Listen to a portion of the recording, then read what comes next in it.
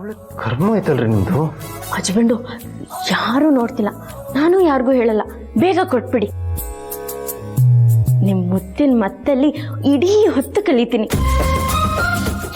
ನಿಮ್ ಮುತ್ತಿಗೆ ಯಾವುದೇ ಕೂತು ಬರ್ದಂಗೆ ಎತ್ತಿರೋ ಮಗು ತರ ಕಾಪಾಡ್ತೀನಿ.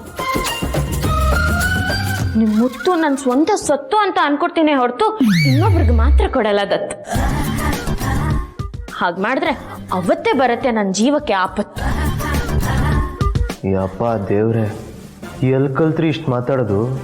ಒಂದೇ ಒಂದು ಮುತ್ತಿಗೆ ಇಷ್ಟು ಉದ್ದ ಪೀಟಿಕೆ ಹಾಕ್ತಿರಲ್ರಿ.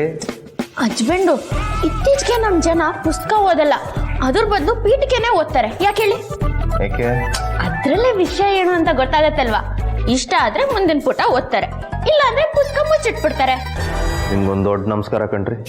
ಈ ಎಲೆಕ್ಷನ್ ಟೈಮಲ್ಲಿ ಓಟ್ ಹಾಕಿ ಅಂತ ಮೈಕಲ್ ಅನೌನ್ಸ್ ಮಾಡಿಸ್ತಾರಲ್ಲ, ಅದ್ರ ಬದಲು ನಿಮ್ಮನ್ನ ತಗೊಂಡ ಕೂರಿಸ್ಬಿಡ್ಬೇಕಲ್ಲಿ. ಹಾಗಾದ್ರೆ ಮೈಕ್ ರಾಣಿ ಅಂತ ಫುಲ್ ಫೇಮಸ್ ಆಗೋಗ್ತೀನಲ್ವಾ ಹಸ್ಬೆಂಡು? ಇನ್ಮೇಲೆ ನಿಮ್ಮನ್ನ ಹಂಗೆ ಕರೆಯೋದು ನಾನು. ನಿಮ್ಗೆ ಹೆಂಗೆ ಇಷ್ಟನೋ ಹಂಗೆ ಕರೀರಿ ಹಸ್ಬೆಂಡು. ಈಗೇನು ಹೆಸರು ಹೇಳ್ತಿರೋ ಇಲ್ವೋ? ನೀವು ಸಿಹಿಯಾಗಿ ಮುತ್ತು ಕೊಟ್ರೇನೆ ಹೆಸರು. ನೀವು ಬಿಡಲ್ಲ ಅನ್ಸುತ್ತೆ. ಆಯ್ತು, ಕಣ್ಣು ಮುಚ್ಕೊಳ್ಳಿ, ಹಣೆ ಕೊಡ್ತೀನಿ. ಕಣ್ಣೆಲ್ಲ ಮುಚ್ಚಲ್ಲ ಹಸ್ಬೆಂಡು, ನೀವು ಮೊದಲನೇ ಸಲ ಮುತ್ತು ಕೊಡ್ತಿರೋದು. ಆ ಮುತ್ತಿಗೆ ಈ ಕಣ್ಣುಗಳು ಸಾಕ್ಷಿಯಾಗಿರ್ಬೇಕು. ನೀವೇನು ಈ ಲವ್ ಅನ್ನೋ ಟಾಪಿಕಲ್ಲಿ PhD ಏನಾರು ಮಾಡಿದಿರಾ? ಇಷ್ಟೊಂದು ಮಾತಾಡ್ತೀರಾ?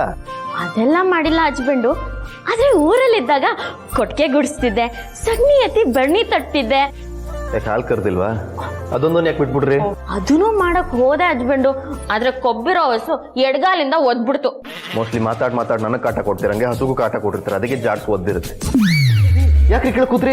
ಕಾಲ್ ಎಳ್ದ್ರೆ ಕಾಲರ್ ಹಿಡ್ಕೊಂಡು ನನ್ನ ಪ್ರೀತಿ ಮಾಡು ಅಂತ ಅಹಂಕಾರದಿಂದ ಕೇಳೋ ಹುಡುಗಿಯರೋ ಕಾಲದಲ್ಲಿ ನಿಮ್ ಕಾಲ್ ಕೆಳಗೆ ಕೂತ್ಕೊಂಡು ಮಮತೆಯಿಂದ ಮುತ್ಕೊಡಿ ಅಂತ ಕೇಳಿದ್ರೆ ಅದನ್ನೇ ತಿರಸ್ಕಾರ ಮಾಡ್ತೀರಾ ಅಲ್ವಾ? ಆಯ್ತು, ಅದೇ ಹೇಳಿ ಕೊಡ್ತೀನಿ.